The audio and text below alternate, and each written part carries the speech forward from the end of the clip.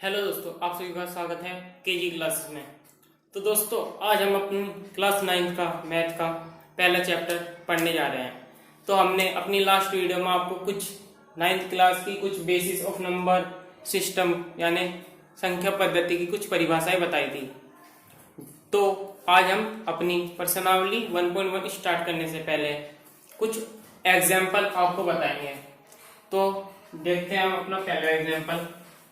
तो example number 1 में है, निम्नलिखित कथनों में से सत्य तथा असत्य बताइए तथा कारण भी बताइए। पहला पॉइंट है, प्रत्येक पूर्ण संख्या एक प्राकृतिक संख्या होती है। ये हमसे पूछ रखा है कि क्या प्रत्येक पूर्ण संख्या एक प्राकृतिक संख्या होती है। तो यह असत्य है, यह असत्य है। क्यों है असत्य? क्योंकि हमने अपनी लास्ट वीडियो में देखा था पूर्ण संख्या और प्राकृतिक संख्या, मूल नंबर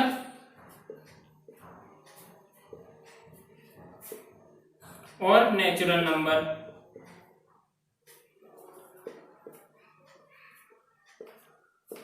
मूल नंबर हमारे कौन से होते हैं? जो 0 से स्टार्ट होते हैं और अनंत तक चले जाते हैं।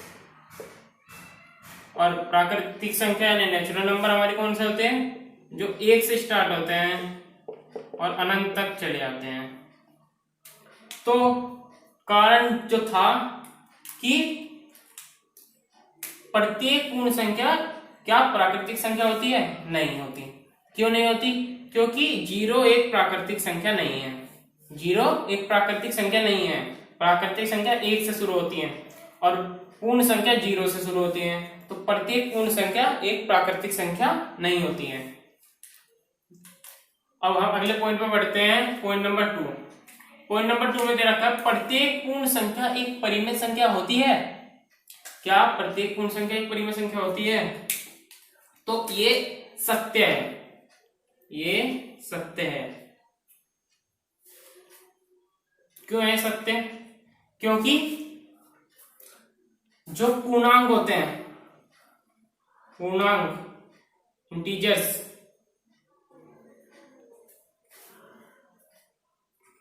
मैंने कल आपको बताया था इंटीजर्स क्या होते हैं। ये होते हैं इंटीजर्स।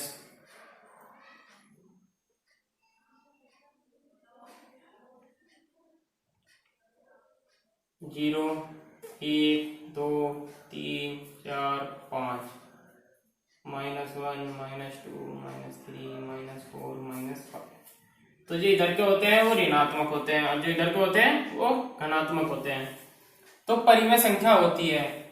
तो क्या -1 एक परिमेय संख्या हो सकती है? हाँ, क्योंकि -1 इज इक्वल टू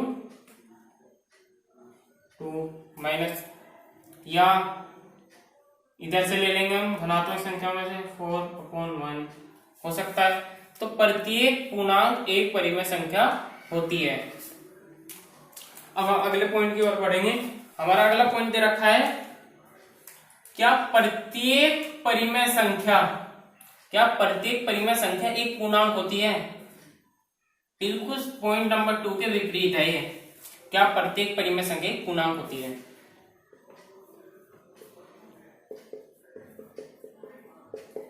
ये असत्य है, ये असत्य है। क्यों है असत्य? क्योंकि प्रत्येक पूर्णांक परिमेय संख्या हो सकता है, लेकिन प्रत्येक परिमेय संख्या पूर्णांक नहीं हो सकती। परिमेय संख्या कौन सी होती है? 3/5, 5/7, 3/7 परिमेय संख्या होती हैं ये। और जो पूर्णांक होते हैं, पूर्णांक का हमने देखा है 0, 1, 2, 3। इसके नीचे अगर हम वो करेंगे तो 1/1, 2/1, 3/1 ये चलता जाता है। लेकिन इसमें 3/5 दे रखा है, तो ये एक पूर्णांक नहीं है। प्रत्येक संख्या पूर्णांक नहीं होती है, इसलिए यह कथन असत्य माना जाता है। तो दोस्तों, हम चलते हैं अपने एग्जाम्पल नंबर 2 की ओर। तो इसमें हम बताएंगे 1 और 2 के बीच की 5 परिमेय संख्या बताइए। तो 1 और 2 के बीच जो परिमेय संख्या होती है उन्हें हम P/Q के फॉर्म में लिखते हैं। यानी अंश और हर के रूप में लिखते हैं। मैंने अपनी लास्ट वीडियो में आपको बताया था कि हम परिमेय संख्या को अंश और हर के रूप में लिखते हैं। तो इसके बीच की जो 5 परिमेय संख्या है, तो इसके बीच में 5 परिमेय संख्या है, 1 और 2 के बीच में पूछ रखा है 2 3 4 5। ठीक है, और कितनी संख्या पूछ रखी है? 5। तो 5 + 1 = क्या होगा? 6।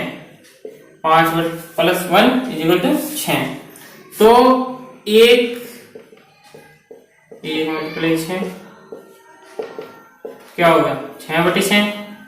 तो जो हमारा 1 की जो परिमेय संख्या है वो है 6/6। अब हम उसी तरह इधर भी कर लेंगे। 2 = 2 × 6 = 6,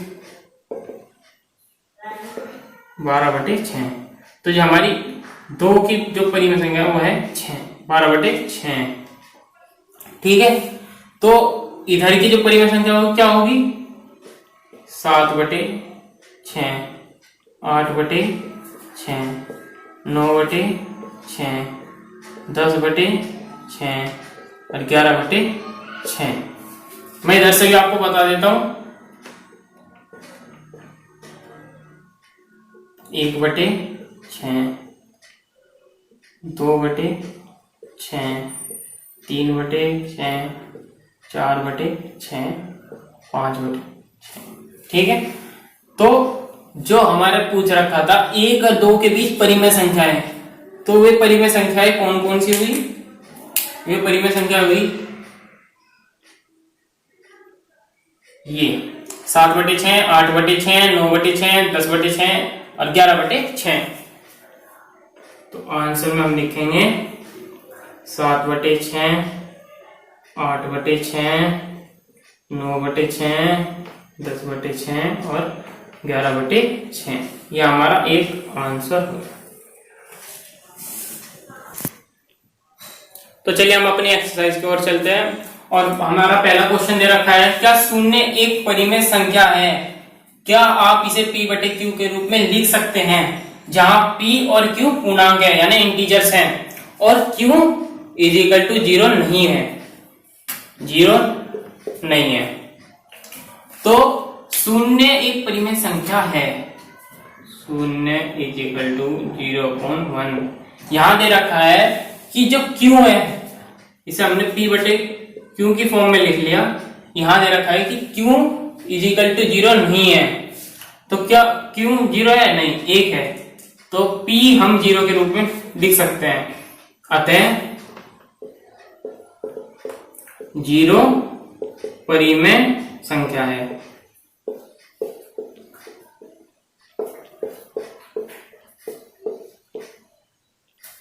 क्योंकि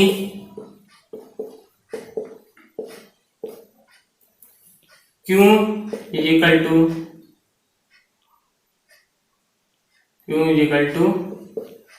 1 है,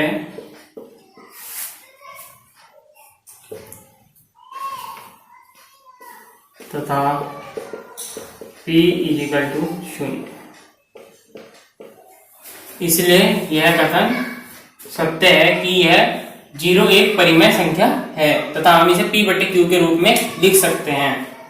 अब दूसरा पॉइंट दे रखा है 3 और 4 के बीच 6 परिमेय संख्याएं बताइए। तो 6 परिमेय संख्या बताने के लिए क्या रखा है? तो 6 में 1 प्लस और कर देंगे, क्या हो जाएगा? 7। ये 7 हो गया। और 3 और 4 के बीच में पूछ रखा है, तो हमने उदाहरण नंबर 2 में भी अपना यही करा था। और अब मैं बता दो 3 × 7 = 7। 3 7 21, 21/7। ठीक है, और जो 4 है, 4 4 × 7 = 7, 7 चौक 28। ये हमारा आ गया 21/7 और 28/7। 7 और 28/7। अब इनके बीच की जो परिमेय संख्या निकालनी है, कितनी निकालनी है? 6। तो 3 और 4 के बीज परिमेय संख्याएं कौन कौन सी होंगी? 21/7 के बाद 22/7, 23/7, 24/7, 25/7, 26/7 और 27/7। ये हमारी होंगी 6 परिमेय संख्याएं जो 3 और 4 के बीच में आती हैं। ये 6 परिमेय संख्याएं हैं जो 3 और 4 के बीच में आएंगी। 22/7, 23/7, 24/7, 25/7, 26/7 और 27/7। ये हमारा आंसर। तो चलिए फ्रेंड्स, अब अपने तीसरे क्वेश्चन की ओर चलते हैं। तीसरा क्वेश्चन में हमारा जो है 3/5 और 4/5 के बीच 5 परिमेय संख्याएं ज्ञात कीजिए। तो 3/5 और 4/5 हमें कितनी संख्या ज्ञात करने के लिए कह रहा है? 5।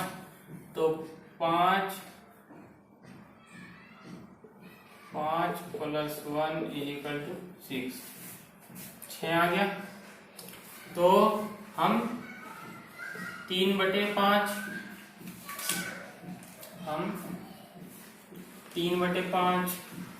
और 3/5 और में 6/6 की गुना कर देंगे और इधर कर लेंगे हम 4/5 गुना 6 × 6। क्या आएगा? 3 छंग 18, 5 छंग 30, 4 छंगे 24, 5 छंग 30। ये हमारी संख्या आ गई। तो 18/30 और 24/30 इनके बीच की जो 5 परिमेय संख्या होंगी वो होंगी 19/30, 20/30, 21/30, 22/30, 23/30।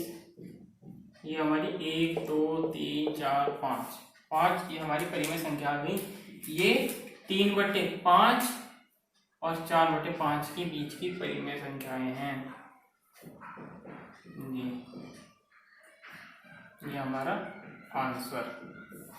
आप दोबारा मैं बताता हूँ। 3/5 और 4/5 की 5 परिमेय संख्या पूछी है।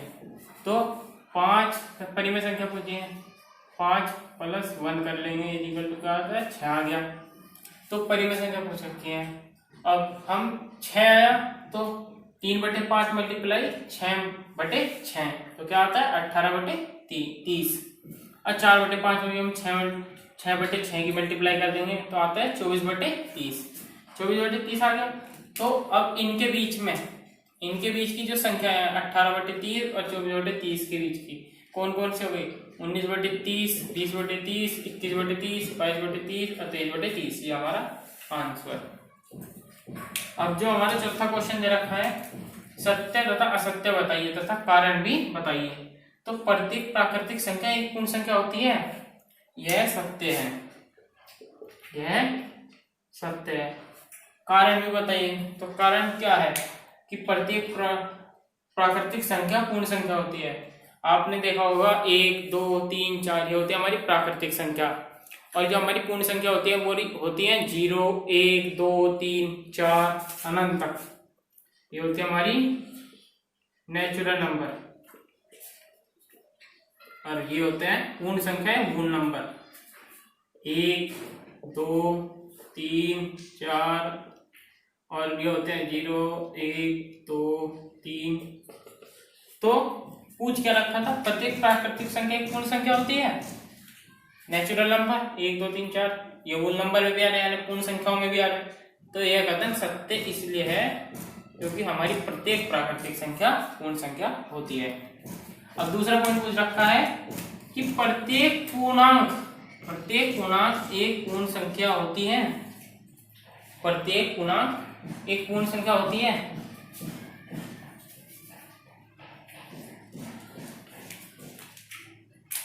पूर्णांक कौन से होते हैं? इंटीजर्स,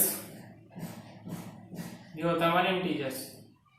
0, 1, 2, 3, -1, -2, -3। और पूर्ण संख्या होती है, अभी मैंने आपको बताया, गुण नंबर। गुण नंबर होते हैं 1, 2, 3, 4। तो क्या इसमें गुण नंबर में -3, 2, 1 ये है? नहीं है। तो हमारी जो प्रत्येक पूर्णांक होता है वो पूर्ण संख्या नहीं होता है, क्योंकि गुण नंबर में पूर्ण संख्याएं ऋणात्मक नहीं होती। पूर्ण संख्याएं ऋणात्मक नहीं होती, इसलिए यह हमारा असत्य है। यह कथन हमारा असत्य है।